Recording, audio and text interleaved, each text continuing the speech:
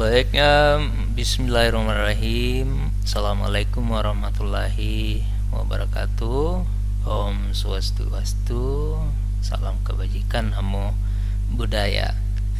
Teman-teman sekalian, pada kesempatan kali ini kita akan mendiskusikan terkait dengan analytical hierarchy proses dalam pengambilan keputusan atau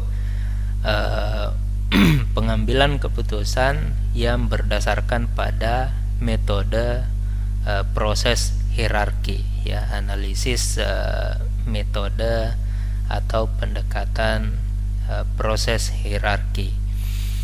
Jadi dalam pertemuan kali ini ada 3 poin utama yang akan kita bahas. Yang pertama adalah bagaimana algoritma, ya, analisis hierarki proses. Yang kedua adalah langkah-langkah yang harus ditempuh dalam proses analisis atau dalam analisis hierarki proses, ya. Lalu yang ketiga adalah langkah dan juga prosedur pendekatan analisis hierarki proses dalam pengambilan keputusan, ya. Nah, yang pertama kita berdiskusi atau membicarakan terkait dengan algoritma analisis hierarki proses. Di sana ada beberapa langkah yang harus ditempuh, ya. Yang pertama adalah bagaimana menyusun, ya, sebuah hierarki untuk membuat struktur, ya, di mana hierarki proses itu diawali dengan apa yang menjadi tujuan kita, ya. Lalu kemudian setelah kita menetapkan tujuan, barulah kita melihat indikator-indikator atau kriteria-kriteria, ya, yang kemungkinan memberikan informasi terkait dengan alternatif yang akan kita ambil, ya. Mulai daripada proses atau hierarki yang paling rendah, ya, kemudian pada level middle dan pada top. Jadi semakin semakin kuat penetapan tujuan dan pemahaman hierarki atau kriteria itu akan semakin mendekatkan kita menentukan alternatif secara lebih tepat, itu, ya. Lalu langkah yang kedua dalam algoritma AHP ini adalah menetapkan bobot, ya, sehingga dalam bobot penilaian itu kita dapat menentukan skala prioritas elemen. Jadi kalau misalnya bobotnya semakin tinggi, ya, penilaiannya semakin tinggi, maka itu akan semakin urgen untuk dijadikan alternatif dalam pengambilan keputusan. Dan yang ketiga, ada yang disebut dengan menguji konsistensi, ya, atau mengukur konsistensi. Dengan caranya apa? Ya, untuk mengetahui bagaimana penilaian termasuk juga pertimbangan-pertimbangan yang akan dilakukan, ya, berdasar atau merujuk pada langkah yang pertama dan juga langkah yang kedua. Konsistensi ini dibutuhkan untuk mengukur objektivitas penilaian secara lebih tepat dan lebih benar, ya. Nah, setelah kita melihat algoritma AHP, maka pada poin selanjutnya kita mendiskusikan terkait langkah-langkah dalam analisis hierarki proses, ya. Saya pikir ada beberapa teori, ada beberapa konsep yang kemudian berusaha untuk memberikan gambaran dan pemahaman kepada kita semua. Dan secara lebih umum mereka sebetulnya memiliki kesamaan, walaupun prinsip-prinsip secara lebih teknis itu memiliki perbedaan, ya. Seperti misalnya dalam metode AHP semua berbasis pada hierarki permasalahan. Jadi menentukan level permasalahan, lalu kemudian dari level permasalahan itu kemudian kita arahkan kepada skala prioritas. Dan yang terakhir selalu bagaimana menguji proses dan konsistensi tersebut, ya. Dari berbagai macam dan begitu banyaknya konsep dan teori terkait dengan metode AHP ini, tetapi pada kesempatan ini saya hanya mengambil beberapa hal saja. Yang pertama, sebagaimana yang telah kita diskusikan tadi, kebetulan di sini juga saya mengutip pendapat atau konsep yang diutarakan oleh Saati, ya, dimana melihat bahwa dalam prinsip analytical hierarchy proses itu terdiri atas 4 hal yang harus dilewati dalam langkah-langkah tersebut. Yang pertama adalah kita menentukan problem decomposition, ya. Jadi menyusun hierarki permasalahan.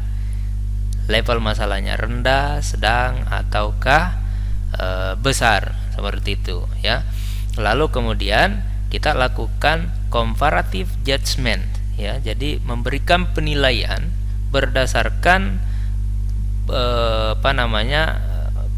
prinsip-prinsip yang berpasangan. Jadi ini dilakukan guna mengukur, ya, seberapa besar, seberapa kuat bobot nilai yang kemudian kita dapat ukur, sehingga dari pembobotan itu kita dapat menentukan langkah-langkah atau alternatif yang akan kita tetapkan, ya.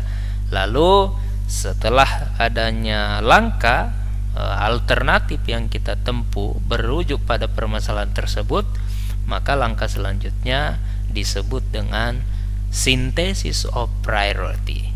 Jadi kita menentukan skala prioritas, ya. Jadi di sini sudah jelas yang mana yang kemudian memberikan bobot penilaian lebih tinggi, maka itu akan semakin urgent untuk kita jadikan sebagai bahan atau data untuk melakukan pengambilan keputusan, itu, ya. Dan yang terakhir tentu kita selalu berdasarkan pada metode pengujian konsistensi permasalahan, ya. Ini penting sebab masalah nanti yang kita tetapkan untuk dijadikan sebagai alternatif kebijakan, ya, dalam metode pengambilan keputusan itu penting sebab konsistensi daripada metode ini itu memberikan pemaknaan dan juga objektivitas yang kemudian memiliki kemiripan atau kesamaan, ya, gitu kira-kira. Lalu kemudian bagaimana langkah dan prosedur AHP, ya. Nah, tentu langkah-langkah yang harus kita tempuh antara lain, ya, kita mulai dengan bagaimana mendefinisikan permasalahan dan menentukan tujuan. Jadi yang pertama-tama yang kita lakukan itu adalah bagaimana dapat kita menerjemahkan, kita definisikan masalahnya apa, lalu kemudian kita tentukan apa arah dan tujuannya. Nah, setelah itu maka langkah selanjutnya kita menyusun, ya, skala-skala prioritas permasalahan tersebut berdasarkan struktur hierarkinya.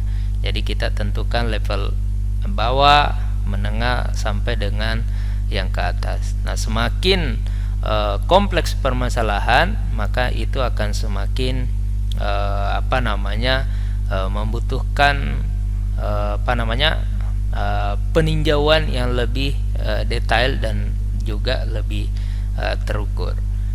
Yang selanjutnya setelah kita mendapatkan poin permasalahannya, maka kita tetapkan skala prioritas. Skala prioritas ini penting sebab tidak semua masalah yang tengah dihadapi oleh masyarakat itu akan dijadikan sebagai bagian daripada keputusan atau kebijakan, ya, identik dengan disiplin keilmuan kita. Boleh jadi dalam permasalahan-permasalahan publik itu kebijakan itu banyak yang tidak tepat sasaran, ya, karena pengambilan keputusan, metode pengambilan keputusan itu yang kurang tepat, ya, sehingga ini penting kita tentukan prioritas yang mana dulu, karena masing-masing daerah memiliki karakteristik yang berbeda, masing-masing kementerian memiliki hal yang berbeda, organisasi dan semacamnya juga memiliki skala prioritas yang berbeda, ya. Kalau sebuah daerah katakanlah misalnya dia memiliki ketertinggalan sumber daya manusia, maka tentu tidak mungkin skala prioritas yang lain yang kita kedepankan, karena kalau aspek yang paling urgent sumber daya manusianya, maka tentu kita harus fokus kepada pendidikan, ya, pengembangan dan lain sebagainya. Begitu pula dengan daerah misalnya yang memiliki kawasan atau sektor pariwisata yang mumpuni, tentu pengambilan keputusannya itu bagaimana lebih meningkatkan lagi, lebih mengeksplor lagi apa yang menjadi destinasi-destinasi di wilayahnya, sehingga harus ada skala prioritas yang kemudian kita susun dalam metode analisis hierarki proses itu, ya, paling tidak itu adalah langkah-langkahnya. Lalu pada poin selanjutnya itu adalah kita menentukan, ya, bagaimana menguji konsistensi dengan membandingkan antara elemen yang didapatkan dengan setiap tingkatan-tingkatan hierarki. Jadi hierarkinya level bawah, menengah sampai ke atas, kita coba bandingkan konsistensinya antara satu dengan yang lainnya, yang merujuk pada perbandingan antar elemen-elemen tersebut, sehingga nanti kita berharap semakin tepat dalam proses pengambilan keputusan dengan pendekatan atau prosedur analisis hierarki proses ini. Barangkali itu saja untuk pertemuan kita kali ini, dan sebagai bahan ujian bagi teman-teman silahkan coba dijawab ini beberapa soal latihan mengenai analisis hierarki proses pendekatan ini dalam pengambilan keputusan, ya. Tentu materi dalam video pembelajaran ini sangat terbatas, oleh karena itu kami mendukung proses belajar teman-teman dengan menyertakan modul pembelajaran. Ini juga dapat diakses dan juga diperkaya tentu dengan wawasan-wawasan dan referensi yang dapat teman-teman temukan dari berbagai atau berbeda tempat. Cukup ini saja yang perlu saya sampaikan pada kesempatan atau pertemuan kali ini. Terima kasih atas waktu dan kesempatannya. Semoga kita senantiasa diberikan kesehatan dan keberkahan hidup, ya. Semoga kita terus sehat-sehat selalu.